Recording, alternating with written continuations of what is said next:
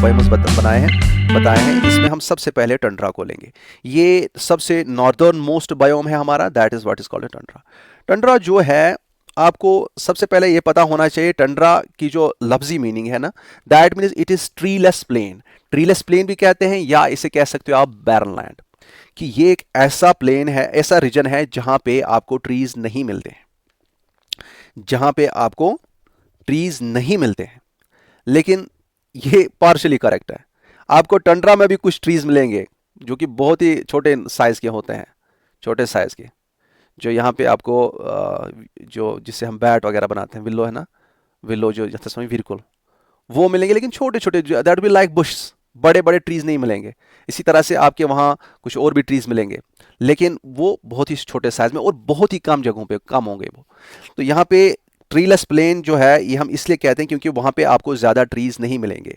Trees बहुत ही scarce होंगे, वो भी बहुत, वो बुश की तरह बुशेस होंगे, बुश दोफिया ऐसे, आई मीन कि वो ज़्यादा मोटे तने नहीं होंगे, उसको वुडी नहीं होंगे ज़्यादा, ठीक है, तो वो मिलेंगे। तो एक फिनलैंड का फिनिश वर्ड है एक, जिसे हम कहते हैं टुंटरी, इसी से ये डिराइव किया गया है ये tundra, and it means treeless plain और बैरन लैंड, की एक ऐसी लैंड है जहाँ पे कोई ट्री हमें नहीं मिलता है। ये कहने के लिए, ठीक है, कहने के लिए कि वहाँ पे बैरन लैंड है, इसीलिए इसको ये नाम दिया गया है। और यहाँ पे एक और पॉइंट है कि ये जो है, ये लोकेटेड किस जोन में होगा, ना ये ट्रॉपिकल में होगा, ना ये टेम्परेट में होगा, ये होगा हमारे फ्रिज जोन में। ये फ्रिज जोन में होता है। इवन ये थोड़ा सा आर्कटिक सर्कल जो होता है, ये आपके आर्कटिक सर्कल के ऊपर ही होगा, या एंटार्कटिक सर्कल के नीचे होगा, जो मैंने आपको अभी कहा था फ्रिज जोन जो होते हैं। लेकिन थोड़ा सा ये नीचे भी मिल सकता है कहीं कहीं पे, ठीक है, थोड़ा सा आर्कटिक सर्कल के पास और नीचे भी मिल सकता है, थोड़े से रीजन, लेकिन maximum portion is located in the frigid zones. Maximum portion is located in the frigid zones. और ये जो यहाँ पे मैं बताऊंगा आपको बाद में, ये ट्रीलेस प्लेन क्यों है, क्यों बड़े बड़े ट्रीज यहाँ पे नहीं है, वो हम समझेंगे, लेकिन अभी आप लोकेशन पे देखेंगे। लोकेशन के बेस पे ही हम इसे एक्चुअली, ये जो ये टंड्रा बायोम्स हैं, इनको हम 3 टाइप्स में डिवाइड करते हैं। एक होते हैं जिनको हम कहते हैं आर्कटिक टंड्रा, दूसरा है Atlantic, it is not Atlantic, it is Antarctic. एक minute, let me correct this, okay, आप भी ये करेक्ट कीजिएगा, it is Antarctic tundra, and the next one that is alpine tundra. ये 3 किस्म के टंड्रा आपको मिलते हैं। और आर्कटिक टंड्रा कहाँ पे है, जो मैंने ऊपर कहा था, नॉर्थ में आर्कटिक सर्कल के ऊपर जो होता है टंड्रा की, आर्कटिक टंड्रा जो होता है ये आर्कटिक सर्कल के ऊपर होगा। और एंटार्कटिक टंड्रा ये आपके एंटार्कटिक सर्कल जो साउदर्न हेमिस्फीयर में है उसके नीचे नीचे मिलेगा आपको। समझ आ रहा है, उसके पास और नीचे मिलेगा, पर्टिकुलरली इन द एंटार्क्टिका, जो हमारा कंटिनेंट है अंटार्कटिका, ठीक है, उसमें मिलेगा आपको, ठीक है। और ये वाला क्या है, ये अल्पाइन टंड्रा क्या है, इसको समझने की कोशिश करते हैं, ठीक है। इसको समझने के साथ साथ हम और भी कुछ चीजें समझेंगे, ये बहुत इंपॉर्टेंट है, मेहरबानी करके ये समझेंगे आपको। देखिए यहाँ पे ये छोटी मोटी फिगर एक बना देता हूं मैं दोबारा। ये देखिए, ये हमारा ग्लोब है, ये आपका इक्वेटर है, और आपको ये पता चल गया कि जितना आप पोल्स की तरफ जाते हो, आपका जो क्लाइमेट है वो चेंज होता है, हार्श क्लाइमेट हो जाता है, कोल्ड वगैरह हो जाता है। और दूसरा, आपका वहाँ पे जो प्रोडक्टिविटी होती है वो भी डिक्रीज हो जाती है। और यहाँ पे ही आपको, इसी की वजह से आपको यहाँ पे टंड्रा मिलेगा, फिर इसके नीचे आपको मिलेगा बोरियल फॉरेस्ट्स, फिर यहाँ पे टेम्परेट रीजन में काफ़ी सारे इकोसिस्टम्स मिलेंगे, आपके ग्रास लैंड्स मिलेंगे, आपके फॉरेस्ट्स मिलेंगे, ठीक है, आपके डेजर्ट्स मिलेंगे, और टेम्परेट रीजन में भी ऐसे मिलेंगे। समझ आ रहा है? तो ये एक ग्रेडियंट है वेजिटेशन का। ये एक ग्रेडियंट है कि बहुत ही कम वेजिटेशन आपको यहाँ पे, पहले तो पोल्स में आपको मिलेगी नहीं वेजिटेशन, पूरा आइस से कवर्ड होगा पोलर रीजन्स में, जो कि टंड्रा के ऊपर ऊपर होगा, आइस, आइस ही आइस। उसके नीचे आएंगे थोड़ी सी वेजिटेशन होगी, जो कि छोटे छोटे हर्ब्स होंगे, छोटे छोटे बशेस होंगे, जो मैंने टंड्रा के बारे में बताया। फिर नीचे आएंगे तो आपको कॉनिफरस फॉरेस्ट्स मिलेंगे या बोरियल फॉरेस्ट्स मिलेंगे। फिर नीचे आएंगे टेम्परेट रीजन में कुछ इकोसिस्टम्स मिलेंगे, और फिर ट्रॉपिकल रीजन में भी बड़े बड़े फॉरेस्ट्स और बाकी इकोसिस्टम्स मिलेंगे। तो एक ग्रेडियंट रहता है कि कम वेजिटेशन, फिर पहले तो है ही नहीं पोल्स में, फिर थोड़ी सी है, फिर तो उससे कम, उससे थोड़े थोड़े अच्छे अच्छे प्लांट्स हैं, वेल डेवलप्ड प्लांट्स, फिर उससे अच्छे डेवलप्ड प्लांट्स, और सबसे ज्यादा well developed plants and animals आपको इक्वेटोरियल रीजन में मिलेंगे। ये ग्रेडियंट रहता है इस पे, due to the climatic conditions. इसी तरह से अगर आप देखेंगे, ये तो हो गया लैटिट्यूड्स में, अगर हम चलते हैं लैटिट्यूड, ये लैटिट्यूड है ना, 0 डिग्री से लेके हम यहाँ पे 90 डिग्री तक अगर जाएंगे, पोल्स की तरफ जाएंगे, दिस इज लैटिट्यूडनल मूवमेंट अगर हम करेंगे। लेकिन ऐसा ही कुछ हमें मिलता है अगर हम क्या करते हैं, अगर हम आल्टीट्यूड में चलते हैं। यहां पे देखिए आल्टीट्यूड क्या है, ये हमारे पास एक बहुत ही ऊंचा एक पहाड़ है हमारे पास, ये आपके समंदर की सतह है, this is the sea level, आप सी लेवल से जितना जितना ऊपर ऊपर जाते हैं, ऊपर जाते हैं, ऊपर जाते हैं, ऐसा मानिए कि बिल्कुल एक ऐसा ही ग्रेडियंट हमें वेजिटेशन और प्लांट लाइफ में मिलता है कि आप यहां से ऊपर जब जाएंगे तो आप ऐसा समझेंगे कि आपका जो टेम्परेचर है वो भी डिक्रीज होगा, टेम्परेचर डिक्रीज होगा, आपकी सॉइल कंडीशन डिक्रीज होंगे, सनलाइट डिक्रीज नहीं होती, ये बाद में बताऊंगा आपको क्या कंसेप्ट है, ठीक है।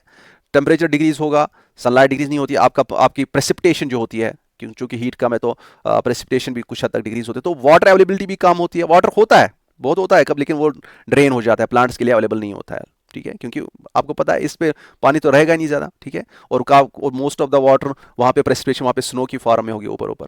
तो इतना एक जनरल पॉइंट यहाँ से लेंगे कि जितना हम इसमें ऊपर चढ़ते हैं, एक अल्टीट्यूडनल वे में जाते हैं, हाइट में जाते हैं, किसी भी माउंटेन में किसी भी जगह पे जाएंगे, तो वहाँ पे हमें वेजिटेशन कम होती जाएगी, क्योंकि बिल्कुल जैसे हम इक्वेटर से पोल्स की तरफ जाते हैं, जो वहाँ पे क्लाइमेट में चेंजेस आती हैं, मोर और लेस वैसी क्लाइमेटिक चेंजेस यहाँ पे भी आती हैं।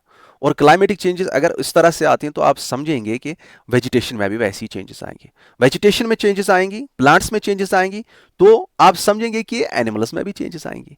तो आप खुद बताएं, आल्टीट्यूड में ऊपर जब आप जाएंगे किसी पहाड़ पे, क्या वहाँ पे ज़्यादा डाइवर्सिटी होती है कि कम डाइवर्सिटी होती है? बिल्कुल कम डाइवर्सिटी होती है। तो यहाँ पे भी आप अगर देखेंगे, यहाँ पे भी आपको पहले ऊपर आइस, जहाँ पे जैसे यहाँ पे स्नो कवर्ड होगा, यहाँ पे भी स्नो कवर्स होंगे। अगर एक ऊंचे पहाड़ पे आप चलते हो, आप नीचे जाएंगे थोड़ा सा, यहाँ पे आपको मिलेगा यही जो हमें यहाँ पे मिलता है, जिसको हम क्या कहते हैं, टंड्रा। तो टंड्रा आपको यहाँ पे भी मिलेगा, टंड्रा टाइप ऑफ वेजिटेशन आपको यहाँ पे भी मिलेगा, टंड्रा टाइप ऑफ क्लाइमेट आपको यहाँ पे भी मिलेगा। फिर आपको यहाँ पे आपको कॉनिफरस फॉरेस्ट्स मिलेंगे। आप एक्सकर्शन पे जाते हो ना, आप कहीं जाना जब जाते हो एक्सकर्शन पे या ट्रैकिंग पे जाते हो, तो फिर देखना, आप जब पहले पहले देखेंगे, आप जब ऊपर जाएंगे तो ऊपर आपको स्नो कवर्ड होगा, फिर उसके नीचे आएंगे थोड़े से वो श्रब्स बशेस वगैरह वैसे ही होंगे। तो उसके बाद नीचे आएंगे तो आपकी पाइन वगैरह कॉनिफरस फॉरेस्ट्स वहाँ पे मिलेंगे। फिर उसके नीचे आएंगे तो आपको वो बड़े लीव वाले फॉरेस्ट्स मिलेंगे, बड़े लीफ वाले जो पेड़ होते हैं जिनके लीव्स बड़े होते हैं, वो यारकुला, मतलब हमारे पाइन वाले नहीं होंगे, उसमें पाइन फॉरेस्ट नहीं होंगे। तो ऐसे ही चलता है वहाँ से भी। यहाँ पे आपको टंड्रा मिलेगा, फिर आपको बोरियल फॉरेस्ट्स मिलेंगे, फिर आपको मिलेंगे जैसे वो डिपेंडिंग अपॉन कि नीचे जब आप चलोगे, अब यहाँ पे नीचे क्या मिलेगा, जितना आप नीचे नीचे चलोगे तो ऐसे ही ग्रेडियंट होता चलेगा। लेकिन यहाँ पे नीचे क्या मिलेगा, किस किस्म के फॉरेस्ट मिलेगा, किस किस्म का इकोसिस्टम मिलेगा, ये डिपेंड करेगा कि ये आपका ये माउंटेन किस रीजन में है। अगर ये आपका माउंटेन इक्वेटर के आसपास है, ट्रॉपिकल रीजन में है, तो अगर कंडीशंस ठीक ठाक हैं सारी, तो यहां पे आपको ट्रॉपिकल फॉरेस्ट्स मिलेंगे, बहुत ही घने जंगल मिलेंगे, आपका अमेज़न फॉरेस्ट मिलेगा, है ना। अगर ये आपका प्रेजेंट नहीं है ट्रॉपिकल रीजन में, ये टेम्परेट रीजन में है, तो आपको वहां पे टेम्परेट के फॉरेस्ट या टेम्परेट जो इकोसिस्टम्स हैं वो आपको मिलेंगे। समझेंगे बात को? देखो, ये जो चैप्टर है ना, समझने की कोशिश कीजिएगा, नहीं तो ऐसे 5 मिनट में टंडरा होगा, 3 मिनट में आपका वो टैगा होगा, 5-5 पॉइंट उसके, 5 मिनट इसके। लेकिन ये चीज़ अगर आपको समझ आ गया, फिर वो ईजी हो जाता है। फिर वो चीज़ें अगर आप पढ़ोगे भी किताब से तो अच्छा रहेगा, लेकिन ये अगर आपको क्लियर होगा, यहाँ से कंसेप्ट क्लियर होगा ना कि क्या पीछे क्या बेस रहती है इस चीज़ की, तो फिर चीज़ें अच्छी तरीके से याद रहती हैं। फिर आपको भी याद रखना है, मुझे भी आपको बताना ही है, ठीक है। अब यहाँ पे ये चीज़ें अगर क्लियर हो गई, तो यहाँ पे ये वाला टंड्रा जो है, जो यहाँ पे हमें टंड्रा मिलता है हाई एल्टीट्यूड्स पे, आपके हिमालयाज पे मिलेगा, आपके रॉकीज पे मिलेगा अमेरिका में, आपके अल्प्स पे मिलेगा, ठीक है, आपके एटलस, जहाँ पे भी आपके बड़े बड़े ये पहाड़ हैं, उनके हाई पीक्स पे आपको जो हायर रेंज जो होंगे, वहां पे आपको टंड्रा टाइप ऑफ वेजिटेशन मिलेगी, और उसको हम क्या कहेंगे, that is called alpine Tundra. समझ आ रहा है? एक आ गया आपका आर्कटिक सर्कल के आसपास और उसके ऊपर, दैट इज आर्कटिक टंड्रा। दूसरा आ गया एंटार्कटिक सर्कल के आसपास और उसके नीचे, ऊपर नहीं नीचे ग्लोब में, तो उसको हम क्या कहेंगे, एंटार्कटिक टंड्रा। और next that is alpine Tundra, जो आपके हाई एल्टीट्यूड्स पे होते हैं। अब देखिए यहाँ पे मैंने फिगर्स कुछ अटैच हैं, इन पे आप अगर गौर करेंगे तो ये समर का हाल है, ये कुछ हद तक विंटर का हाल है। विंटर में ये Tundra covered by the snow, आपके वहाँ पे कोई वेजिटेशन नहीं दिखेगी, थोड़ी सी दिख रही है यहाँ पे, लेकिन ये मानो है ही नहीं। अब समर में क्या होता है, समर में ट्रीज वगैरह नहीं होंगे, लेकिन छोटे छोटे, समर सीजन छोटा ही होता है इसमें, 2 से लेके 3 मंथ्स तक, 4 मंथ्स तक मैक्सिमम होता है समर सीजन, और मैं आगे बताऊंगा इसके कैरेक्टर्स। तो ज़्यादा आपको वेजिटेशन वहाँ पे ट्रीज़ को बनने का मौका नहीं मिलेगा, और सॉइल भी सपोर्ट नहीं करती है। अब नेक्स्ट जो है, सबसे पहले हम इसमें आर्कटिक टंड्रा की बात करेंगे। देखिए, आर्कटिक टंड्रा जो है, ये मानिए यहाँ पे आपका आर्कटिक सर्कल है, ठीक है, ये आपका आर्कटिक सर्कल है सपोज, ठीक है, यहाँ पे नहीं दिया मैंने, लेकिन ये मानिए ये आर्कटिक सर्कल है। तो आर्कटिक सर्कल के ऊपर जो ये शेडेड पोर्शन है, यही आपका कौन सा आर्कटिक टंड्रा है। ये वो टंड्रा है जो कि आर्कटिक सर्कल के आसपास है, आर्कटिक सर्कल के ऊपर है, most of which is concentrated above Arctic circle. समझ आ रहा है। और ये जो आर्कटिक टंड्रा है, इसमें भी कुछ बुक्स में आपको जोनेशन मिलेगा। हायर आर्कटिक, आपको लिखेंगे हायर टंड्रा, आर्कटिक टंड्रा, फिर बताएंगे मिडल, एंड फिर बताएंगे लो टंड्रा। तो ये डिपेंड करता है कि कहाँ पे हम देखते हैं। ये ऊपर वाले जो ये हायर हो गए, मिडल हो गए, और ये लोअर हो गए जिसमें आते हैं आपके लोअर टंड्रा। तो ये आपके आते हैं। अब यहाँ पे देखिए कुछ कंट्रीज में ये पाया जाता है। यहाँ पे कंट्रीज का नेम लिखा नहीं है, लेटेस्ट,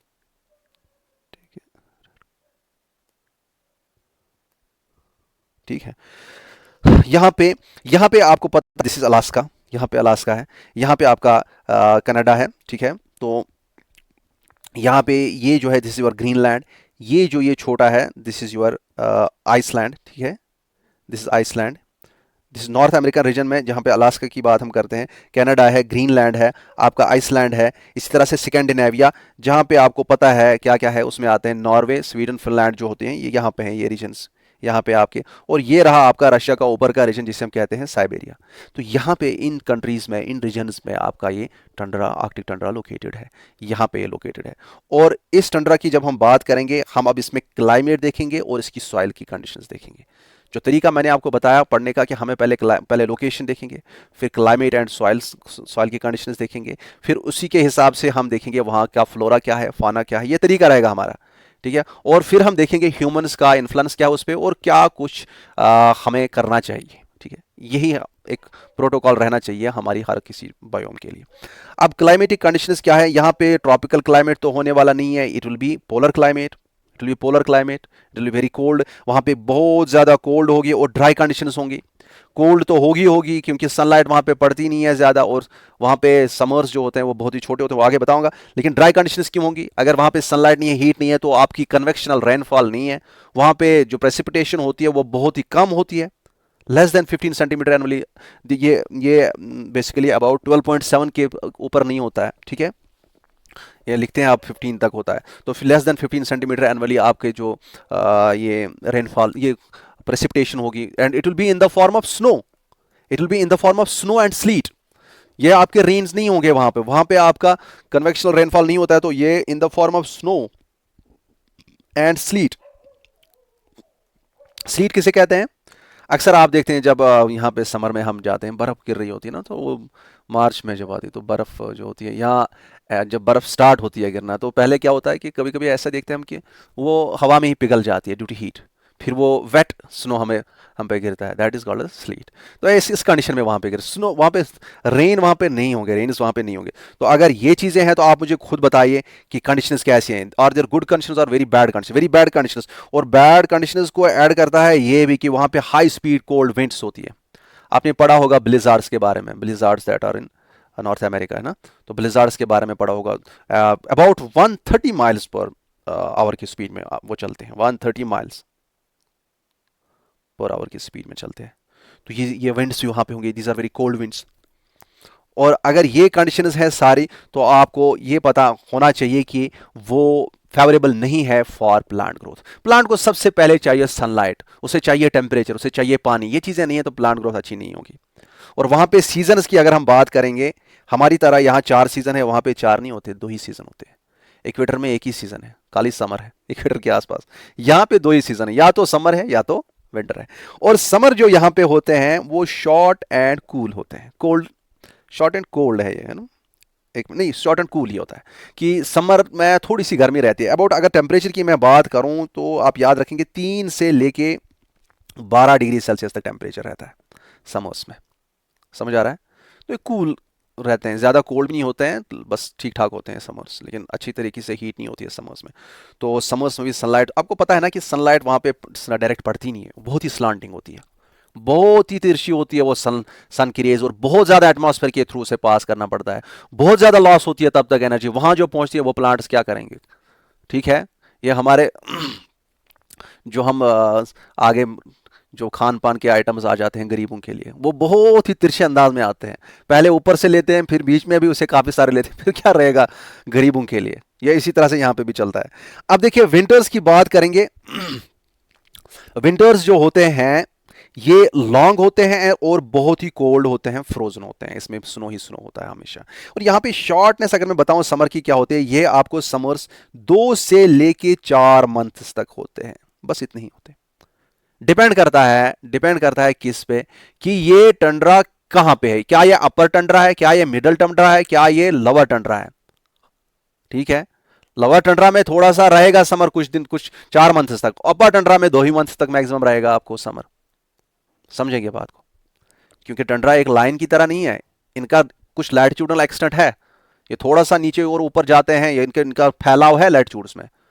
तो जो बिलो वाले टंड्रा होंगे वहां पे आपको समर्स थोड़े बड़े मिलेंगे, ऊपर जो बहुत ऊपर होंगे, जो पोलर रीजन्स की तरफ ज़्यादा होंगे, तो उनके उनके वहाँ पे थोड़े कम मंथ्स के समर्स मिलेंगे। और एक चीज़ आप जहन में रखेंगे, वो मैंने ऑलरेडी लिखा है यहाँ पे, लैंड ऑफ, अच्छा यहाँ पे लॉन्ग जो विंटर्स होते हैं, ये आपके बाकी जितने भी मंथ्स रह गए आपके 9 से लेके 10 मंथ्स जो रह गए, 8 से लेके 10 मंथ्स, तो उसमें आपके विंटर्स रहते हैं। अब यहाँ टंड्रा रीजन जो है इसे हम कहते हैं लैंड ऑफ मिडनाइट सन। आपने सुना होगा नॉर्वे, स्वीडन और फिनलैंड को ही लैंड ऑफ मिडनाइट सन कहते हैं, लेकिन टंड्रा बेसिकली हम इस टंड्रा रीजन को कहते हैं this is the land of midnight sun, या इसे कहते हैं लैंड ऑफ एंडलेस नाइट्स। ये रात ही अंधेरा है, कभी उजाला आता ही नहीं है, और एक बार उजाला आ गया फिर उजाला जाता ही नहीं है। ऐसा है कुछ वहां का मंजर। क्या मसला है वहां पे, कि ये देखिए, ये मिडनाइट है, समर है, फॉर एग्जांपल समर है, और यहाँ पे ये जो डे लाइट है, ये जो ये सन है, ये एक बार आए, ये इसके ऊपर भी नहीं चढ़ता है, इसके नीचे भी नहीं जाता है। आपको एक कंसेप्ट मैं बता देता हूँ, गौर करना, आप जहन में अच्छे से बैठ के सोचना, क्योंकि आपने ज्योग्राफी पढ़ी है, वो उसको आप रिवाइज करोगे, एक बड़ा कंसेप्ट, अच्छा कंसेप्ट आपके जहन में आएगा। आपने कभी ऐसा इमेजिन किया, आपने कभी ऐसा महसूस किया है कि आप ऊपर देखते हो आज ये सन यहाँ पे है, ये तो चलो ये सन जो है ईस्ट से वेस्ट हो जाता है, ईस्ट से वेस्ट इसकी मूवमेंट हो जाती है, लेकिन कभी आपने ऐसा थोड़ा गौर किया इस पे कि ये जो सन है ये थोड़ा पोजीशन चेंज करता है, ये जैसे लगता है कि हमसे दूर भागता है और कभी कभी पास आता है। समर्स में ये थोड़ा ऊपर आया होता है, फिर विंटर्स में थोड़ा दूर जाता है। ये किया होगा आपने। और यहाँ पे अगर आप देखेंगे ना, यहाँ पे मैं एक्सप्लेन नहीं करूंगा, लेकिन इतना बताऊंगा, यहाँ पे जो सन का मूवमेंट अगर ये देखेंगे ना, वो कैसे चलता होगा, वो ऐसे चलता होगा, सर्कल की तरह ये ऐसे चलता होगा, ऐसे ऐसे। क्यों, वो आपके लिए क्वेश्चन है। यहां पे सन का मूवमेंट ये ऐसे नहीं देखेंगे, ऐसे नहीं देखेंगे जैसे हम यहां पे देखते हैं, ऐसे ऐसे ये यहां पे नहीं देखेंगे, ये यहां पे ऐसे देखेंगे। सन इसी लेवल पे होगा और ये मूव करता रहेगा, ये सर्कल की तरह घूम करता रहेगा, घूमता जाएगा वहां पे। ठीक है, तो ये वहां पे ऐसे मूवमेंट इसका होगा। क्यों होगा वो आपके लिए क्वेश्चन है, मैं ये एक्सप्लेन नहीं करूंगा, अगर ये एक्सप्लेन करने बैठूंगा तो पूरी ज्योग्राफी पढ़ानी पड़ेगी। तो ये समझ आ गया आपको। अब नेक्स्ट जो है, this is also called land of endless nights. आपको अगर मैं बता दूं कि यहाँ पे एक बार सन आ गया, मतलब समर्स आ रहे हैं, तो बहुत दिनों तक आ सकते हैं, लेकिन ये भी डिपेंड करेगा कि किस लैटिट्यूड पे लोकेटेड, क्या अपर टंड्रा है, क्या लोअर टंड्रा है, कि मिडल टंड्रा है। तो यहाँ पे अगर हम देखेंगे सनलाइट जो होती है, this occur for, let us take this colour, sunlight आपकी यहाँ पे जो होती है, ये समर्स जो होते हैं ना, समर्स में ही आपके सन विजिबल हो जाएंगे। 2 डेज से लेके सन ऊपर रहेगा तो अबाउट 85 डेज, यहां हम कह सकते हैं 2.5 मंथ से ज्यादा आपको सन उतरेगा ही नहीं नीचे, बस थोड़ी सी ऐसी स्लांटिंग रेज होंगी। मैंने कहा ना स्लांटिंग होगी वहां पे ओवरहेड नहीं आएगा। This is very far from the tropic of cancer. समझ आ रहा है, थोड़ा सा आपको ऐसे भी जहन में उस क्वेश्चन का आंसर होगा कि ये बहुत फार है from the tropic of cancer, वहां पे हमेशा स्लांटिंग वेज में ही आपको सन मिलेगा, और ये सन जो है ये हमेशा उसी पोजीशन पे रहेगा, ये ऊपर नहीं चढ़ेगा, ये बस वहां पे रहेगा, और ये इसका मूवमेंट एक सर्कल के फैशन में वहां पे होगा। और ये यहाँ पे कंसेप्ट ये सीखेंगे कि सन जो है, सन की लाइट सन जो है ये 2 से लेके 85 डेज तक सनसेट होता ही नहीं है, सनराइज हो रहा है फिर सनसेट होता ही नहीं है। ठीक है, और इसी तरह से जो विंटर्स की बात करेंगे, वहां पे अक्सर ऐसे एंडलेस नाइट्स होती हैं कि अबाउट 2 मंथ्स तक सन को देख ही नहीं पाओगे आप। आपने ये पढ़ा होगा ना, मुझे पता है आपने पढ़ा होगा कि पोल्स जो होती हैं यहाँ पे 6 मंथ्स के डेज होते हैं, 6 मंथ्स के डेज होते हैं और 6 मंथ्स की नाइट्स होती हैं। 6 मंथ्स के डे, 6 मंथ्स, यहां पे भी 6 मंथ्स के डे, 6 मंथ्स की नाइट्स। और यहां पे इक्वेटर में आप आएंगे तो इक्वेटर में क्या होता है, यहां पे क्या होता है, यहां पे days and nights are all 100% equal. यहां पे बराबर होते हैं, इक्वल डेज एंड नाइट्स। 12 दिन का आपका 12 घंटों का दिन होगा और 12 घंटों की रातें होंगी। दिन और रात बराबर हैं, लेकिन आप जितना पोल्स की तरफ जाएंगे डेज एंड नाइट्स की लेंथ चेंज हो जाती है। मैंने कहा ये सारा ज्योग्राफी के साथ रिलेटेड है आपका। जनाब मुझे यहाँ पे मैं थोड़ा सा एक्सप्लेन कर सकता हूँ। मैं तो यहाँ पे सारी आपकी क्लाइमेटोलॉजी या क्या आपकी रेवोल्यूशन ऑफ वगैरह वगैरह ये पढ़ा नहीं सकता, लेकिन थोड़ा सा आइडिया दे रहा हूँ जहाँ जहाँ मुझे लगता है। तो आपको जहन तेज़ रखना है, तभी आप ये ग्रास्प कर पाएंगे। लेकिन अगर आपको ऑलरेडी पढ़ा होगा, आई थिंक आपने पढ़ा होगा, तो आपको इसमें कन्फ्यूजन नहीं होगा फिर ये। अब यहाँ पे ये चीज़ें अगर क्लियर हो गई, लैंड ऑफ एंडलेस नाइट्स या लैंड ऑफ मिडनाइट सन हम इसे कहते हैं, तो एक चीज़ और मैं कहता हूँ यहाँ पे कि इसकी सॉइल जो है that is permafrost with a very thin active layer. यहां पे सॉइल जो है, सॉइल में up to good depth, up to about आपके कुछ सेंटीमीटर्स तक, इवन आपकी जो सब सॉइल होती है, सब सॉइल भी सॉइल में होता है ऊपर वाले रीजन, और फिर होती है सब सॉइल। सब सॉइल जो होती है, सब सॉइल तक आपके सॉइल जो होती है वो परमानेंटली रहती है, फ्रोजन कंडीशन में रहती है, दैट रिमेन्स परमानेंटली फ्रोजन। और ये जो सॉइल फ्रोजन रहती है, समर्स में ऊपर वाली लेयर इसकी पिघल जाती है।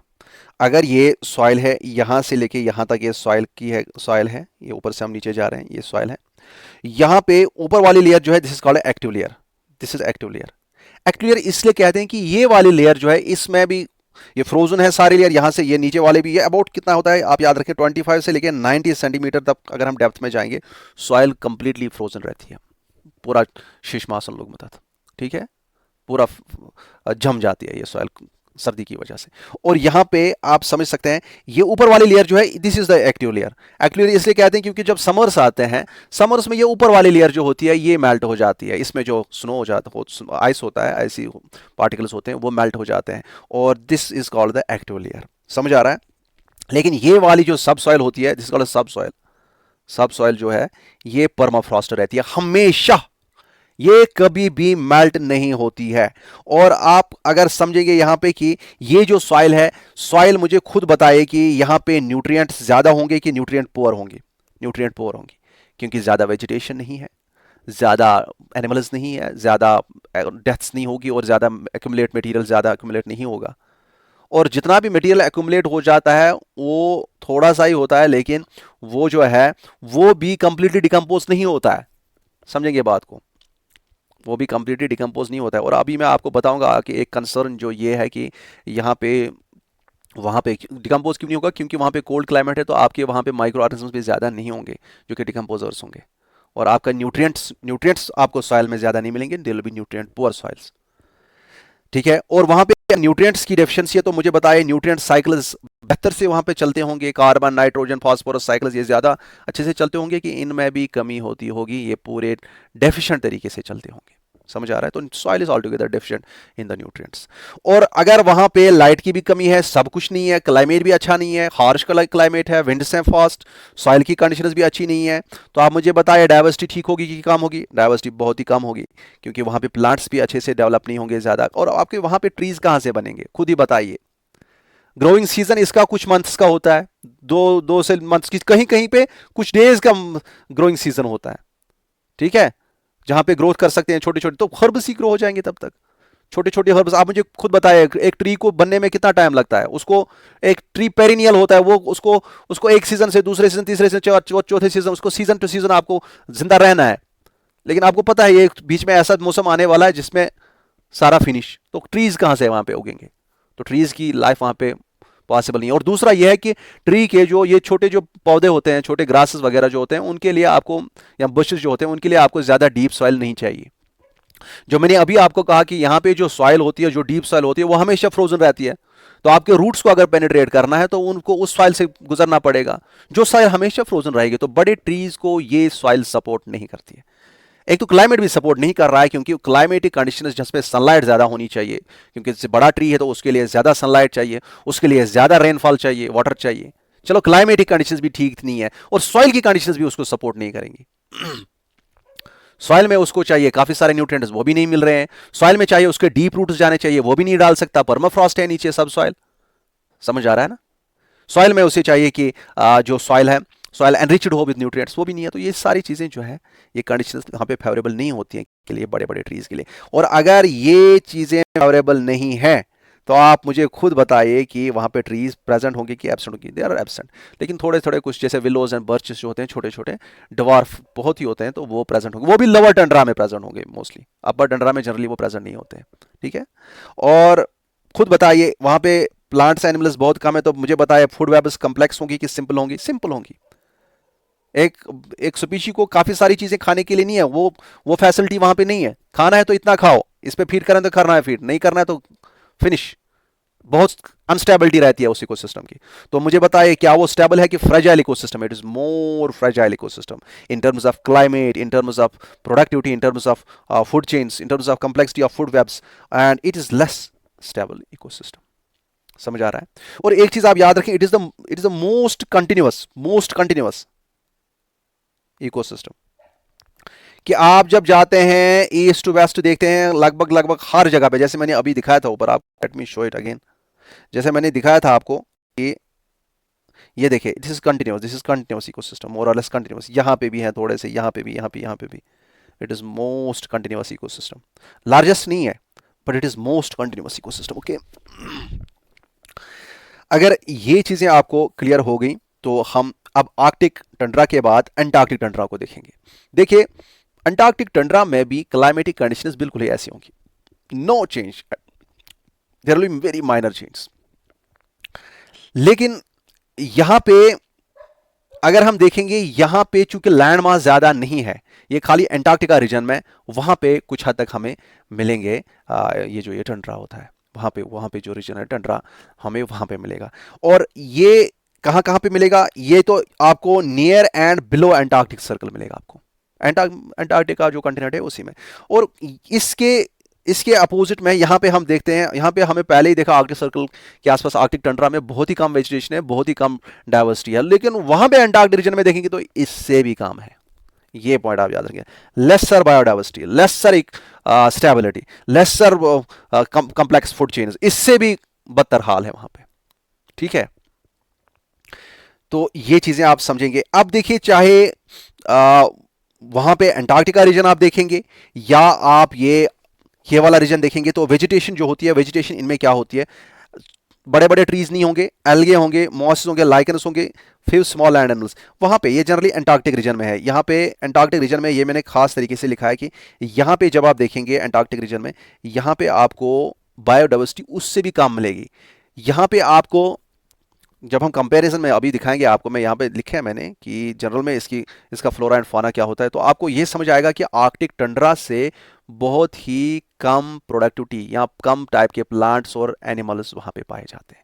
यहाँ पे अभी याद रखने की ज़रूरत कुछ नहीं है, इसको आप भूल जाइए, इतना ही याद रखिए।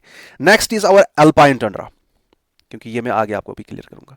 अल्पाइन टंड्रा क्या है? अल्पाइन टंड्रा मैंने अभी आपको सिखाया कि पहाड़ में ऊपर जाते हो तो वहां पे आपको पहले तो आइस कैप्स होंगे, स्नो कवर होगा, फिर उसके बाद आप देखेंगे कि वहां पे आपको कौन सा टंड्रा मिलेगा, वहां पे आपको अल्पाइन टंड्रा मिलेगा। ठीक है? एक खास चीज आपको बताने जा रहा हूं, ये समझेंगे, ये आप याद रखेंगे ये पॉइंट। देखिए, ये जो टंड्रा है जनरल में, जब मैंने कहा suppose this is our globe, this is our globe, ये आपका इक्वेटर है। ठीक है? This is your equator, let me take this pen. ये इक्वेटर है, ये रहा आपका आर्कटिक सर्कल, ये रहा आपका एंटार्कटिक सर्कल। ठीक है? ये मैंने आपको कहा। और मैंने कहा कि यहाँ पे आपका टंड्रा लोकेटेड है। ये रीजन जो है थोड़ा सा इसके नीचे आएगा, लेकिन मैक्सिमम यहाँ पे होगा, टंड्रा लोकेटेड है। और यहाँ पे एंटार्कटिक रीजन में आपका टंड्रा लोकेटेड है। याद रखिएगा, मैंने अभी आपको कह रहा था कि जो स्नो कवर होता है, स्नो कवर के नीचे ये होगा, क्योंकि यहाँ पे ये जो रीजन है, this is always covered by snow, this is snow cover, this is ice covered और स्नो कवर है, परमानेंटली कवर्ड बाय स्नो। तो इसके नीचे आता है आपका टंड्रा। एक पॉइंट मैं आपको बता देता हूं, हमारा जो आर्कटिक टंड्रा होता है, इवन जो हमारा अल्पाइन टंड्रा होता है, ये कहां पे होते हैं? दीज और आर्कटिक टंड्रा होगा या अल्पाइन टंड्रा होगा, टंड्रा की जनरल में अगर हम बात करेंगे, ये कहां पे होता है, किस जगह पे होता है, इसकी लोकेशन में एक और चीज मैं ऐड करता हूं, वो होता है it is between snow covers और ice caps and timber line और इसके दरमियान होता है। और दूसरा पॉइंट मैं ऐड करता हूं, इट इज एबो ट्री लाइन। ये जहन में रखने की, ये समझने की कोशिश कीजिए। मैं कह रहा हूं कि चाहे आपका कोई भी टुंड्रा आप ले लेंगे, अल्पाइन हो, आर्कटिक हो, अंटार्कटिक हो, इट इज बिटवीन, किस किस जगह पे होता है ये आपका जनरली अंटार्कटिका में इस तरह से हम नहीं कह सकते, क्योंकि वहां पे उतनी वेजिटेशन नहीं है, वहां पे आपके कॉनिफरस, वहां पे आपके टिम्बर लाइन अच्छे से नहीं मिल सकती है, ठीक है, तो वहां पे उतनी डाइवर्सिटी नहीं है, तो हम ज्यादा इसलिए आर्कटिक सर्कल पे फोकस करते हैं, आर्कटिक टंड्रा पे फोकस करते हैं और अल्पाइन पे फोकस करते हैं। एंटार्क्टिक टंड्रा आपको खास बुक्स में अच्छे तरीके से नहीं दिया होगा कहीं पे, क्योंकि वहां पे उतनी है ही नहीं उतनी डाइवर्सिटी कि हम उसको डिफाइन करेंगे अच्छे से उतना। तो ये देखिए, अब देखिए स्नो कवर्स और टिम्बरलाइन, ये यहाँ स्नो कवर है, यहाँ पे इसके नीचे जो इसके इको सिस्टम है जो हम नेक्स्ट पढ़ने वाले हैं, दैट इज द टैगा, यहाँ जिन्हें हम कहते हैं कॉनिफरस फॉरेस्ट, यहाँ जिन्हें हम कहते हैं बोरियल फॉरेस्ट। वो अगर आप देखेंगे, ये बोरियल फॉरेस्ट अगर आप देखेंगे, इसमें बहुत ही ज्यादा ट्रीज होते हैं जो कि डेंसली पैक्ड होते हैं, मोर और लेस डेंस, ज्यादा भी डेंसली नहीं जितना रेन फॉरेस्ट, लेकिन कुछ हद तक डेंसली पैक्ड होते हैं। तो डेंसली पैक्ड ट्रीज यहां पे मिलेंगे, this is called timber line, this is the coniferous forest, this is called timber line, ठीक है। और यहां पे आपका टंड्रा है जहां पे आपको ज्यादा ट्रीज है नहीं, जहां पे आपको बहुत ही छोटे बशेस होते हैं, लेकिन जब आप इनके दरमियान चलोगे, जब आप यहां से अब ऊपर चले जाओगे, तो यहां पे आपको बीच में कहीं पे एक ट्री मिलेगा, दूसरा ट्री मिलेगा, तीसरा ट्री मिलेगा, चौथा ट्री मिलेगा, ट्रीज तो कम होते जाएंगे होते जाएंगे होते जाएंगे, ठीक है। तो बीच में ऐसा रीजन होता है इनके दरमियान जिसमें बहुत ही लेस डेंसली पैक्ड ट्रीज होते हैं, and that is what is called tree line. आपकी बुक्स में कभी कभी आप फाइंड करते हो कि Arctic tundra is located below ice caps and above the tree line, below snow line and above the tree line। तो वही चीज मैं बता रहा हूं कि ये जो ट्री लाइन है, this is the tree line, इस ट्री लाइन के ऊपर आपका ये टंड्रा है, समझेंगे बात। ये ट्री लाइन क्या है, ये इस कॉनिफेरस फॉरेस्ट और टंड्रा के दरमियान, कॉनिफेरस फॉरेस्ट में बहुत ज्यादा आपके ट्रीज हैं, अच्छी तरीके से आपके फॉरेस्ट्स हैं, दिस आर फॉरेस्ट्स, लेकिन इसके आगे जाएंगे तो आपके बहुत ही स्पेयरली पैक्ड होंगे आपके trees, that is what is called tree line. और ट्री लाइन के ऊपर क्या है, दैट इज दिस टंड्रा। तो यहां पे समझेंगे, और ये एक चीज याद रखेंगे, ट्री लाइन जो है this is like an ecotone. Ecotone किसके दरमियान, बताइए किन के दरमियान, टंड्रा के दरमियान, टंड्रा के दरमियान और आपके टैगा, यहां जिन्हें बोरियल फॉरेस्ट कहते हैं, यहां जिसे हम टिम्बर लाइन भी कहते हैं, टिम्बर लाइन भी कहते हैं, ठीक है, इनके दरमियान का जो रीजन है, this is called, this is the ecotone, that ecotone is called the tree line. Tundra और टिम्बर लाइन के दरमियान, टंड्रा और कॉनिफरस फॉरेस्ट के दरमियान, this is called tree line. ये फॉरेस्ट लाइन भी कह सकते हैं, इसको ट्री लाइन भी कहते हैं, या इसे कहते हैं फॉरेस्ट लाइन भी कहते हैं। ये आप मेहरबानी करके जहन में रखें। अब ये चीज मैंने यहां पे कैसे बताई कि अल्पाइन टंड्रा में भी आप जब जाते हैं, ये बिल्कुल वैसे है, ये आप चल रहे हैं ऊपर, ऊपर क्या है, आइस ही आइस है, this ice cover, snow cover है, and then you will find here there will be tundra, और टंड्रा के नीचे आपको क्या मिलेगी, it will be tree line, जहां पे स्पेयरली पैक्ड ट्रीज होंगे आपके, and then you will find what, forests, then you will find coniferous forest, जिन्हें हम क्या कहते हैं, टिम्बर लाइन, या जिन्हें हम कहते हैं बोरियल फॉरेस्ट, या जिन्हें हम कहते हैं टैगा, टैगा बायो। समझ आया? मेहरबानी करके जहन कंप्लीटली इस पे रखिएगा। ये एक टॉपिक ऐसा है जो मुझे लगता है कि काफ़ी सारे स्टूडेंट्स कहते हैं कि हमें समझ नहीं आता है, बहुत डिफिकल्ट है वो, ये कई बार मैंने पढ़ाया तो, लेकिन ये आप जब कंसंट्रेट करोगे तो अच्छे से समझ आएगा। Now let's move further. अब देखिए अल्पाइन टंड्रा में सिमिलर क्लाइमेटिक कंडीशंस है, कोई चेंज नहीं है ज्यादा, ठीक है, ऑकर्स एट डिफरेंट लैटिट्यूड्स। देखिए अब बात है डिफरेंट लैटिट्यूड्स, आपका आपके जो रॉकीज हैं नॉर्थ अमेरिका में, मतलब जो हमारी नॉर्थ अमेरिकन वाली कंट्रीज हैं उसके पास आपको रॉकीज मिलेंगे, आपके अल्प्स दूसरे लैटिट्यूड पे मिलेंगे, आपके हिमालयस हमारे ट्रॉपिक ऑफ कैंसर के आसपास ऊपर मिलते हैं, तो आपके इसी तरह से और भी फॉरेस्ट, यूरल माउंटेन्स हैं, इसी तरह से आपके बाकी जितने भी फॉरेस्ट, जितने भी ये माउंटेन्स हैं, क्योंकि माउंटेनस रीजन्स के ऊपर हम देखते हैं इस किस्म का क्लाइमेट, इस tundra type of vegetation, tundra type of biomes that are called alpine tundra. तो लोकेशन इन माउंटेन्स की डिफरेंट रीजन्स पे है, डिफरेंट लैटिट्यूड्स पे है। तो आप इतना कह सकते हैं कि इन सब को आप जब देखेंगे, इन सब टंड्रा को जब आप देखोगे, इनमें एक ही किस्म का डे एंड नाइट की लेंथ नहीं होगी, that will vary, the length of days and nights vary हो जाती हैं, क्योंकि आपको मैंने कहा, याद रखिएगा कि पोल्स की तरफ जाएंगे तो आपके डेज और नाइट्स की लेंथ वैरी हो जाती है, और जितना आप उतना ज्यादा ज्यादा वेरिएशन आ जाती है डेज और नाइट्स की लेंथ में। और इक्वेटर पे होते हो, डेज एंड नाइट्स इक्वल, चलते हो बहुत दूर दूर जाते हो पोल्स की तरफ, डेज एंड नाइट की लेंथ बढ़ती जाती है, चेंज होती जाती है, डेज भी बहुत लंबे हो जाते हैं, नाइट्स भी लंबी हो जाती हैं, रातें भी लंबी और दिन भी लंबे लंबे लंबे, और ये लंबे होते होते 6 मंथ्स तक हो जाते हैं पोल्स पे। तो इसी तरह से हम कह सकते हैं कि ये जो अल्पाइन टंड्रा है जो कि हमें हाई अल्टीट्यूड्स पे मिलते हैं, यहाँ पे आपको आपको डेज एंड नाइट्स की लेंथ वो चेंज होती जाएगी। कि आपके हिमालयाज के ऊपर जो होंगे वहां पे एक अलग किस्म के डे, और ये भी आपको पता है कि, चलो वो नहीं बता, इतना काफी है। अब देखिए, इट इज नॉट परमाफ्रॉस्ट। एक पॉइंट आप याद रखें, डिफरेंट क्या है कि इसमें सॉइल जो है वो 100% उसमें की सॉइल नीचे तक 90 सेंटीमीटर तक नीचे तक वो परमाफ्रॉस्ट होगी नहीं, ऐसी कंडीशन यहां पे नहीं होती है। ठीक है, नेक्स्ट इसकी यहां पे प्रेसिपिटेशन होती है कुछ हद तक।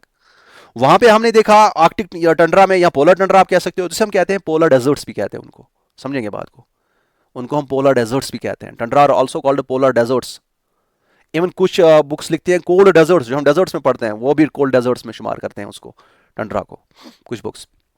ठीक है, लेकिन है उनमें डिफरेंस है डेजर्ट का और इसमें, मैं बताऊंगा आगे। तो प्रेसिपिटेशन जो है वहां पे अगर हमें 15 तक मिली थी, यहाँ पे क्या है 45 सेंटीमीटर तक, तो रेन्स होते हैं कुछ हद तक यहाँ पे। प्रेसिपिटेशन मोस्टली होगी in the form of snow. और यहाँ पे जो वाटर जो होता है वो चूंकि ये एक ऐसे रीजन में गिर पानी का जमा होना बहुत मुश्किल हो जाएगा, वहाँ पे जल्दी लीच हो जाती है सॉइल भी, और वहाँ पे जो रेन भी होता है वो भी कलेक्ट नहीं हो जाता है, तो वहाँ पे अवेलेबिलिटी ऑफ वाटर नहीं होती है, वाटर की अवेलेबिलिटी नहीं होती है उतनी। ठीक है, और सॉइल्स जो होती हैं, सॉइल्स भी पुअर होती हैं, क्योंकि वहाँ पे वेजिटेशन उतनी नहीं है, वहाँ पे प्लांट्स उतने नहीं है, एनिमल्स उतने नहीं है, तो वहाँ पे उतनी एक्यूमुलेशन ऑफ ऑर्गेनिक मैटर नहीं होगा, तो वहाँ पे पुअर सॉइल्स होंगे। एंड रिमेंबर वन थिंग, जब आप पोलर टंड्रा की बात करते हो, चाहे आपका आर्कटिक और अंटार्कटिक टंड्रा है, रिमेंबर ये बहुत इंपॉर्टेंट पॉइंट है, चाहे आर्कटिक की बात करें या अंटार्कटिक टंड्रा की बात करें, यहाँ पे जो लिमिटिंग फैक्टर होता है वो सनलाइट होती है। लिमिटिंग फैक्टर क्या है, देखिए, आप एक प्लांट को लेते हैं, एक पौधे को लेते हैं, उसको एक पॉट में प्लांट करते हैं, उसके बाद उसको सब कुछ देते हैं, लेकिन बोलते हैं उसको, बेटा हम तुम्हें पानी नहीं देंगे, हम तुम्हें सब कुछ खाने के लिए देंगे, सब कुछ तुम्हारे फोटोसिंथेसिस के लिए देंगे, लाइट भी देंगे, सब कुछ, पानी नहीं देंगे। बताइए वो ग्रोथ करेगा? नहीं करेगा। The water becomes limiting factor there. ठीक है, आप सारे सब कुछ न्यूट्रिएंट देते हो, बोलते हो नाइट्रोजन इसे नहीं देना है, आप मुझे बताया क्या वो ग्रो करेगा? नहीं करेगा। तो उस वक्त उसके लिए लिमिटिंग फैक्टर नाइट्रोजन बनता है। इसी तरह से जब हम पोलर टंड्रा में जाते हैं, वहां पे sunlight is the limiting factor, पानी वहां पे लिमिटिंग फैक्टर नहीं है, अगर वहां पे लेस देन 15 सेंटीमीटर ही अवेलेबिलिटी होती है एनुअली वाटर की, लेकिन ये उतना लिमिटिंग नहीं है जितना वहां पे सनलाइट है। पानी इससे भी ज्यादा बढ़ा दो, लेकिन वो ग्रो करने वाला नहीं है, वहां पे प्लांट्स का पैदावार बढ़ने वाला नहीं है, क्योंकि सनलाइट ही नहीं है। तो सनलाइट वहां पे लिमिटिंग फैक्टर बनता है।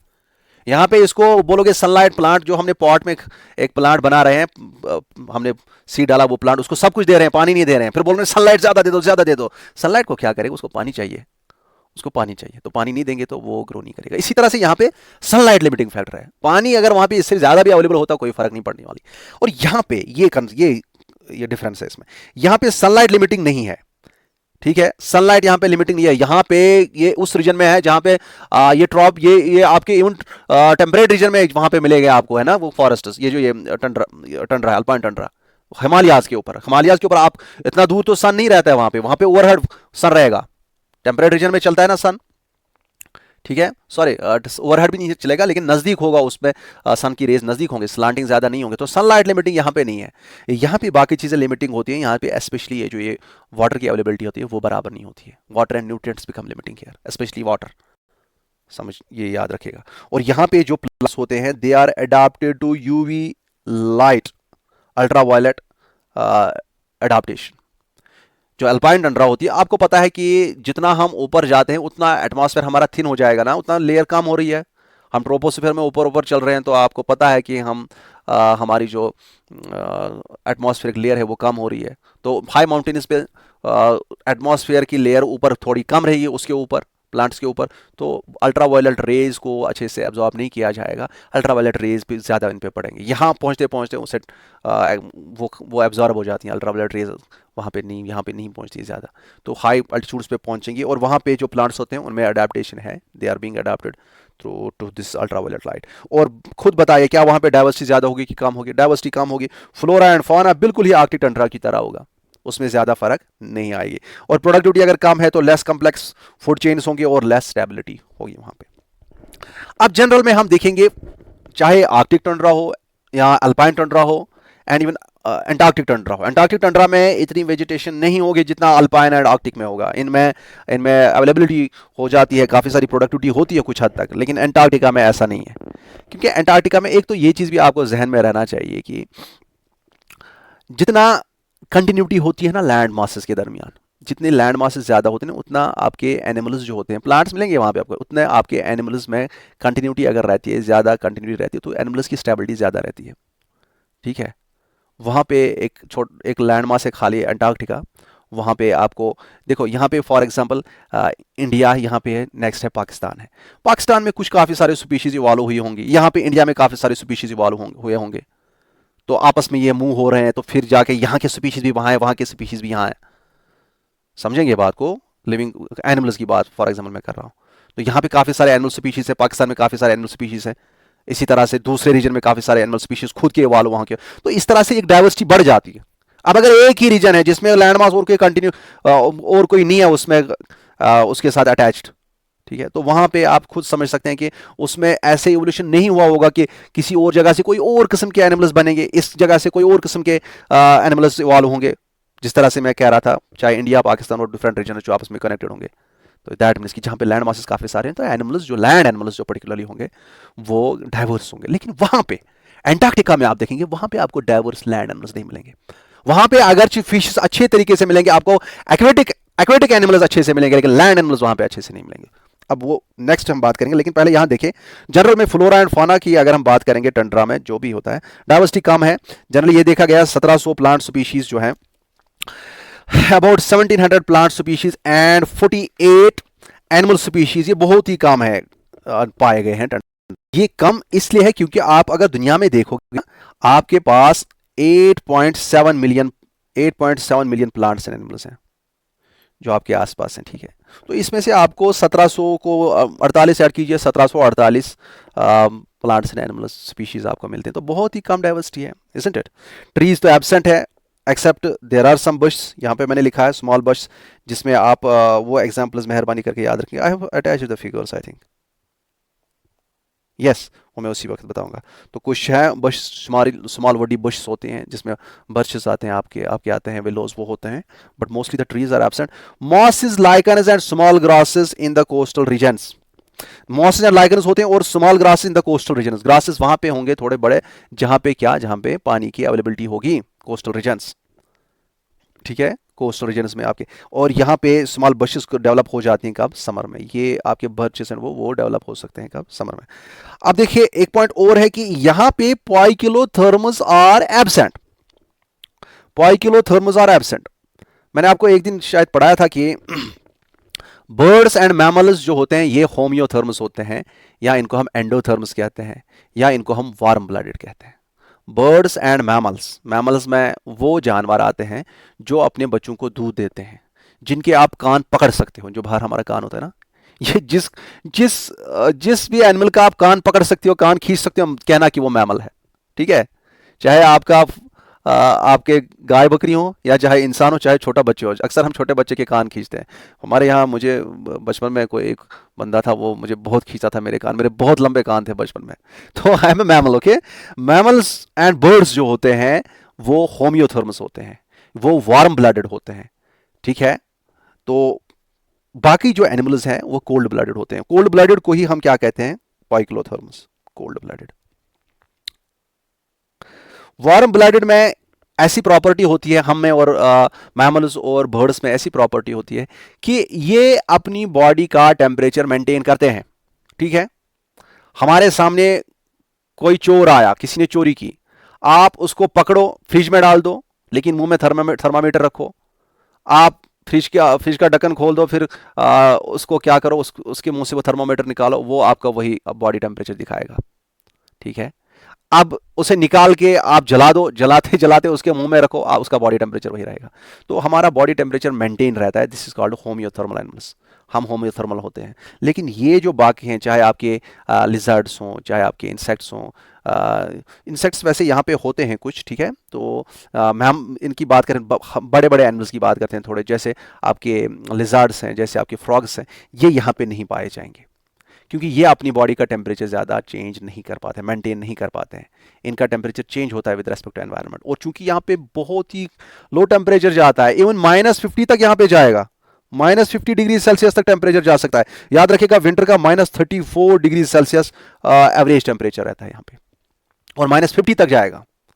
लेकिन -50 से भी नीचे जाता है कहीं पे टेम्परेचर, उससे भी कोल्ड हो जाता है, जो इसके बाद हम इकोसिस्टम पढ़ेंगे टैग का क्यों हो जाता है, वो आपके लिए क्वेश्चन है। सोच लेना कि अगर वो इक्वेटर के पास नज़दीक है इसे, लेकिन इससे ज़्यादा उसमें टेम्परेचर डिग्रीज होता है, क्यों, वो आप खुद बताएंगे।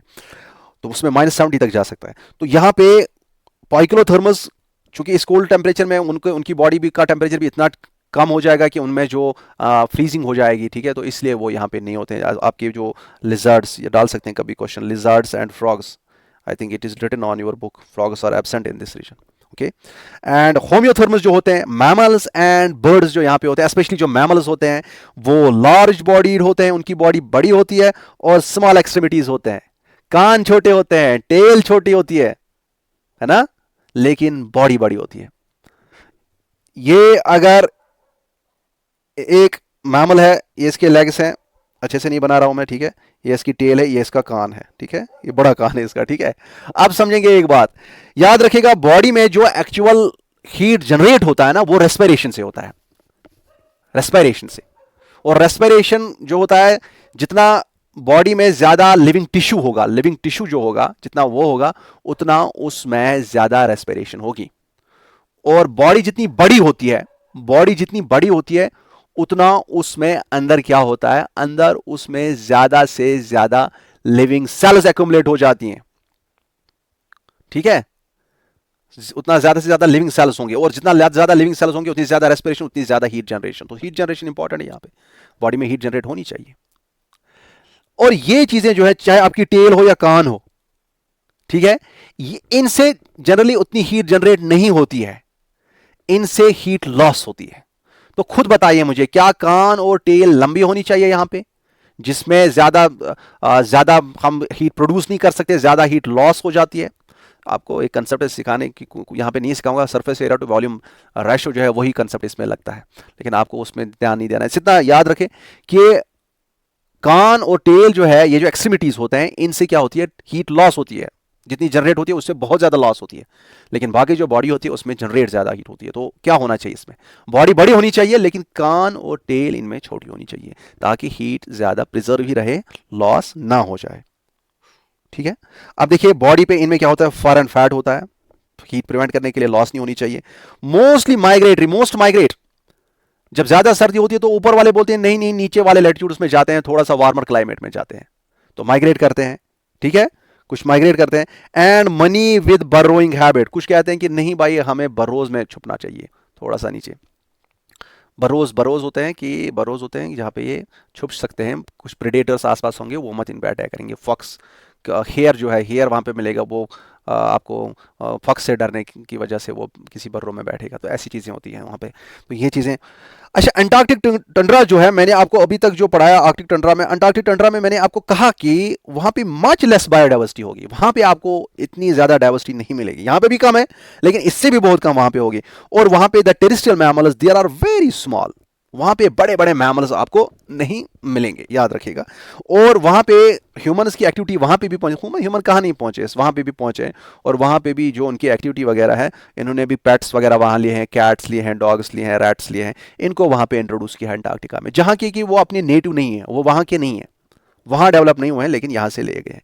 अब देखिए, ये यहाँ पे कुछ मैंने फोटोग्राफ्स अटैच किए हैं, जिसमें मैं दिखाऊंगा आपको कि वहां पे क्या क्या मिलते हैं। देखिए, ये हैं आपके सीजेस जो होते हैं, ये आपके हैं बियरबेरी, ये है डवाफीथ, ये है आपके बिर्चेस, ये छोटे छोटे बुश टाइप है ना, इतना ग्रो कर सकते हैं मैक्सिमम। अच्छा, इसी तरह से ये वुडी हैं, बाकी यहाँ पे ग्रासेस हैं आपके, वहाँ पे ग्रासेस लाइकन्स ये होंगे, लेकिन वुडी बहुत ही कम होते हैं। कॉटन ग्रास वहाँ पे मिलता है, ठीक है। इससे ये कॉटन नहीं बनता है, इसे याद रखिएगा। इसमें ये पहले फिल किया जाता था उनमें, जो पता नहीं किस, काफ़ी सारे यूज़ होते थे इसके। अब देखिए लेब्राडोर टी, ये टी है, वहाँ पे टी जो है टी इससे बनती है। इसी तरह से विलो, ये गोसोन, ये हमारा वो यिरकुल है, ये एक किस्म का विलो है, ठीक है।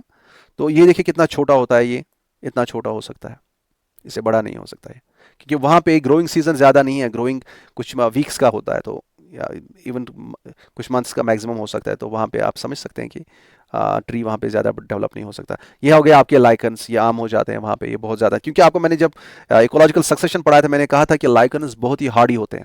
Remember the tundra vegetation is hardy, hardy means they are very much adapted to cold climate, to very much adapted to stress in the form of absence of nutrients, stress in the form of winds, stress in the form of less availability of sunlight, less availability of heat. So remember that. ये रहा वहाँ का स्नोवॉल, beautiful स्नोवॉल। ये रहा, ये आपकी जो शंकर आइस है, I try to make some figures, make some photographs to visualise that. यहाँ पे है मस्क ऑक्स, ठीक है, पोलर बियर है, ये है आर्कटिक टर्न, ये आर्कटिक टर्न देखिए इसमें कितना ये फर है इसके ऊपर। अब आर्कटिक टर्न जो है, इसको टर्न इस तरह से याद रखेंगे, ये एक ऐसा बर्ड है जो नॉर्थ पोल से साउथ पोल तक जाता है और साउथ पोल से माइग्रेट करता है नॉर्थ पोल तक। जब इसे फेवरेबल क्लाइमेट नॉर्थ पोल में लगेगा तो चलता है नॉर्थ पोल की तरफ, फिर जाएगा साउथ पोल में। तो ये ऐसा बर्ड है जो नॉर्थ पोल से साउथ पोल तक माइग्रेट करता है। ये रहा हमारा प्यारा खरगोश, this is called arctic hare. ये रहा फॉक्स, आर्कटिक फॉक्स। अब यहाँ पे आप एक चीज नोटिस कर रहे होंगे कि mostly they are white in colour. This is a type of camouflage, this is a type of mimicry, जहां पे आपको सब चाहते हैं कि हम ब्लेंड करें अपने एनवायरनमेंट के साथ। This is a type of camouflage, okay. Blend करें अपने एनवायरनमेंट के साथ ताकि हम किसी को ना देखें, कोई हमें ना खाए और हम किसी पे अटैक करके उसे खाए। तो ये चीज़ें होती हैं। ये देखिए आपका रेन डियर जो होता है, वहाँ पे स्पेशल टाइप ऑफ मॉसेस होते हैं जिनको हम रेन डियर मॉसेस कहते हैं। इन ये नाम भी उन्हीं के साथ से रिलेटेड है। This is called reindeer, they feed upon that. इसी तरह से पेंगुइन्स आपको मिलेंगे, आपको अंटार्कटिका में ज़्यादा मिलते हैं। ये है टार्मिगन्स। टार्मिगन्स जो होते हैं, ये इनमें एक खास चीज़ है कि ये अपना कलर चेंज करते हैं with respect to the season. Brown से लेके ये कलर ग्रे, ब्राउन से लेके वाइट कलर, ये कुछ चेंज करते हैं अपने कलर्स। अब यहाँ पे मोस्ट इंपॉर्टेंट जो आपको जहन में रखना चाहिए, human life and anthropogenic effects. अब देखिए वहां पे रहने वाले जो लोग हैं उनको हम एस्किमोस कहते हैं, और वो किन में रहते हैं, इग्लोज में। इग्लो आपने पढ़ा होगा बचपन में, वो जो बर्फ का हम बनाते हैं ना, उसके अंदर हम खेलते थे इग्लोज में। रिच सोर्सेस और resource of petroleum, natural gas and uranium have been found there.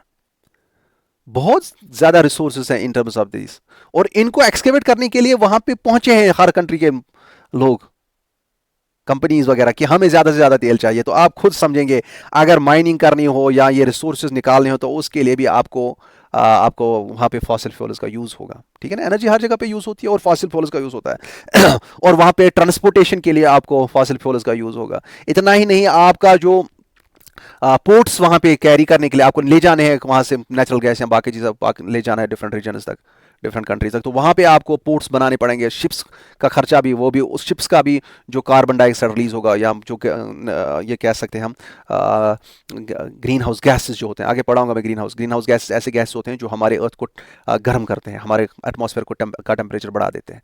तो ये सारे गैसेज जो सल्फर डाइऑक्साइड, बाकी जो कार्बन डाइऑक्साइड है, मीथेन है, ये रिलीज हो जाते हैं। तो ये रिलीज जब हो जाएंगे फॉसिल फ्यूल्स का यूज़ होने से, उससे कुछ फ़र्क पड़ता है वहाँ पे। अब यहाँ पे मेहरबानी करके एक थोड़ी देर के लिए खास ख्याल रखिए, टाइम भी काफ़ी हुआ लेकिन ये ख़त्म करना है। अब ये चीज़ें जो वहाँ पे हो रही हैं, ह्यूमन एक्टिविटीज़, जहाँ पे भी ह्यूमन की एक्टिविटी हो रही है दुनिया में, वहाँ पे ह्यूमन्स अपनी डेवलपमेंट के लिए डिटोरेशन ऑफ द एनवायरनमेंट करते हैं। तो वहाँ पे एनवायरनमेंट जो है वो डिटीरियोरेट हो रहा है। आपको मैं बताऊँ, टंड्रा जो है उसमें जनरली 1/3 ऑफ कार्बन जो वर्ल्ड का है वो उसकी सॉइल में बाउंड है, सॉइल में बंद है, in the form of methane, CH4। दुनिया का तीसरा हिस्सा कार्बन का, ठीक है, वो उसमें बाउंड है उसकी सॉइल में in the form of methane. ये मीथेन कैसे बनता है, एक चीज में और चीज आपको बता, जब समर्स, ये देखिए ये है ना, ये सपोज ये सॉइल है, विंटर है तो पूरा फ्रॉस्ट है, पूरा ये फ्रीज हुआ है सॉइल, अपर वाली लेयर भी, एक्टिव लेयर भी और सब सॉइल भी। लेकिन जब समर्स आते हैं तो समर्स में क्या होता है कि ये मेल्ट हो जाती है, ये वाली लेयर मेल्ट हो जाती है। याद रखिएगा, एक पॉइंट और बता देता हूँ, ये मेल्ट होने की वजह से यहाँ पे जहाँ पे भी एरियाज ऐसे होते हैं जहाँ पे थोड़ा डिप्रेशन होता है, तो ये पानी उसमें एक्युमुलेट हो जाता है, ये दलदल जैसा बनता है। आपको टंड्रा में वेटलैंड्स मिलेंगे। क्या मिलेंगे? वेटलैंड्स। ये कैसे बनते हैं? समर में जब ऊपर वाली एक्टिव लेयर जो होती है वो उसकी जब मेल्टिंग हो जाती है तो वहां पे ये दलदल जैसे एरियाज बनते हैं। इवन लेक्स बनेंगे वहां पे, डिप्रेशन ज्यादा जहां पे होगा वहां पे एक्युमुलेशन ऑफ वाटर होगा तो लेक्स बनेंगे। समझेंगे बात को? आपके वेटलैंड रीजन्स होंगे वहाँ पे, लेक्स लेक्स होंगे वहाँ पे, ये सारे रीजन्स वहाँ पे आपको मिलेंगे। और यहाँ पे इन्हीं एनारोबिक कंडीशन रहती हैं, क्योंकि सॉइल जहाँ पे सॉइल में पानी है तो एयर प्रेजेंट नहीं है। या तो सॉइल के पार्टिकल्स में पानी प्रेजेंट होगा, या तो जगह रहेगी उसमें हवा रहेगा, उसमें एयर रहेगा, हम कह सकते हैं ऑक्सीजन भी रहेगा। ठीक है ना, एयर में ऑक्सीजन भी है। अब यहां पे देखिए, यहां पे ऐसी कंडीशन है कि यहां पे सॉइल में एयर ज्यादा नहीं रहेगा, यहां पे वाटर इसमें एक्युमुलेट हुआ है। और ये वाटर जहां पे भी एक्युमुलेट होता है, याद रखिएगा वहां पे आप जैसे हमारे आसपास हम जब खेती करते हैं, हम जब क्या कहते हैं उससे, राइस की खेती करते हैं, उसमें भी पानी रखते हैं। तो उसमें क्या होता है कि मिथेनोजेंस जो होते हैं, मिथेनोजेंस, ये कुछ मीथेन प्रोड्यूसिंग माइक्रो ऑर्गेनिजम्स होते हैं, ये इनकी एक्टिविटी बढ़ जाती है और ये प्रोड्यूस करते हैं मीथेन। इसीलिए हम क्या कहते हैं वेटलैंड्स को, इसलिए कहते हैं कि मार्श लैंड्स, और इसको कहते हैं मार्श गैस। किसे कहते हैं? दिस मीथेन को क्या कहते हैं? Marsh gas. ठीक है, मार्श गैस इसे कहते हैं, क्योंकि ये मार्शी एरियाज में जहाँ पे ये दलदल जैसा रीजन होता है तो वहाँ पे भी ये दलदल जैसे बनते हैं, तो इसमें मिथेनोजेंस की एक्टिविटी हो जाती है।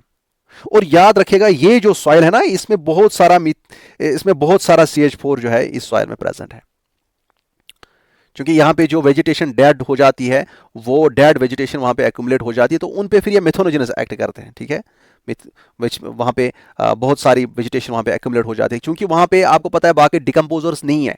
डिकम्पोजर्स वहाँ पे ज़्यादा थ्राइव नहीं करते हैं, जो कि डिकम्पोज करते हैं इस सॉइल को, इस ऑर्गेनिक मैटर को। इतना आप याद रखेंगे, अगर ये कुछ समझ नहीं आता, एक पॉइंट याद रखेंगे कि वहाँ पे दलदल वाले रीजन्स हैं जिनमें क्या सॉइल जो है, सॉइल में बहुत सारा मीथेन प्रेजेंट है, मीथेन भर के है। ठीक है, और दलदल वाले रीजन्स में मीथेन प्रोड्यूस किया जाता है। ठीक है, ये मीथेन प्रोड्यूस किया जाता है in the form of gas. ये CH4 जो है, CH4 गैस जो है ये रिलीज हो जाता है एटमॉस्फेयर में।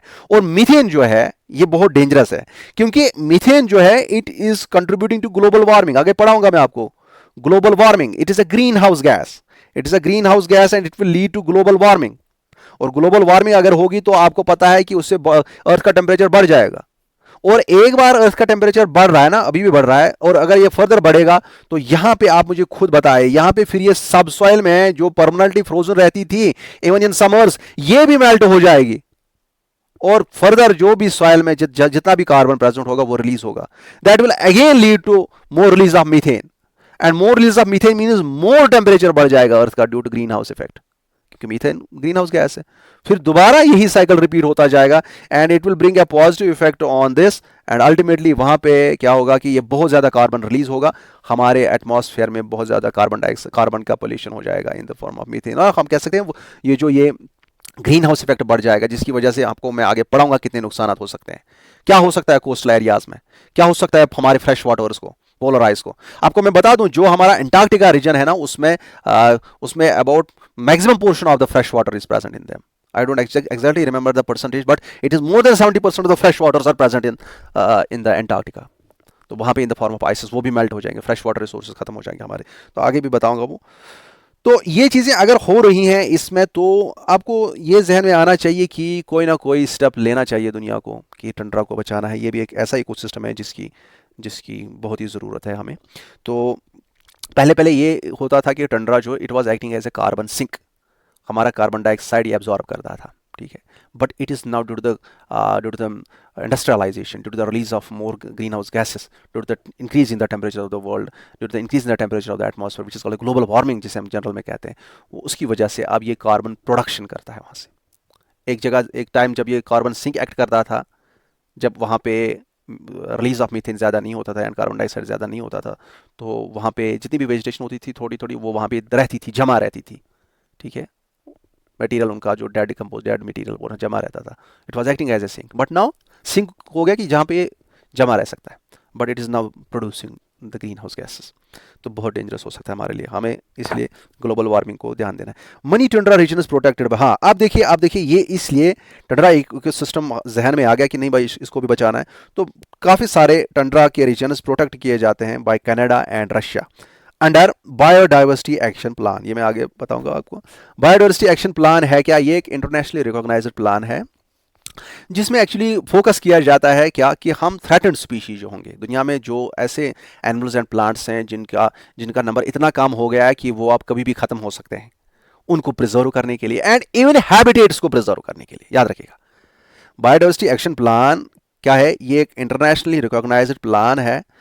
इट इज़ रिकॉग्नाइज्ड, इसका जो पावर इसमें है, जो इसमें the power it derives from, that is CBD, convention of biological diversity, जो कि 1972 की हमारे सामने एक कन्वेंशन है। आपके सामने एक क्वेश्चन है, कन्वेंशन, ट्रीटी एंड प्रोटोकॉल, ये मैं आगे बताऊंगा क्या फ़र्क होती है इन तीन में, ठीक है, वो बताऊंगा आगे। ये जो सीबीडी के तहत जो ये बायोडाइवर्सिटी एक्शन प्लान है, जिसमें बायोडाइवर्सिटी को प्रिजर्व करने के लिए फोकस किया जाता है, इस पे स्टेप्स लिए जाते हैं, और इतना ही नहीं, आपके थ्रेटेंड स्पीशीज भी प्रिजर्व होंगे, और जो थ्रेटेंड हैबिटेट्स होते हैं जैसे टंड्रा, यहाँ पे मोस्टली हम हैबिटेट का की जिक्र कर रहे हैं, इवन स्पीशीज़ की भी जिक्र कर रहे हैं कि वहाँ को इसको प्रिजर्व करना, यहाँ के स्पीशीज़ को प्रिजर्व करना, और यहाँ के आपके हैबिटेट, इस टंड्रा हैबिटेट को प्रिजर्व करना, ये कनाडा एंड रशिया ने काफ़ी सारे टंड्रा रीजन्स में शुरू किया।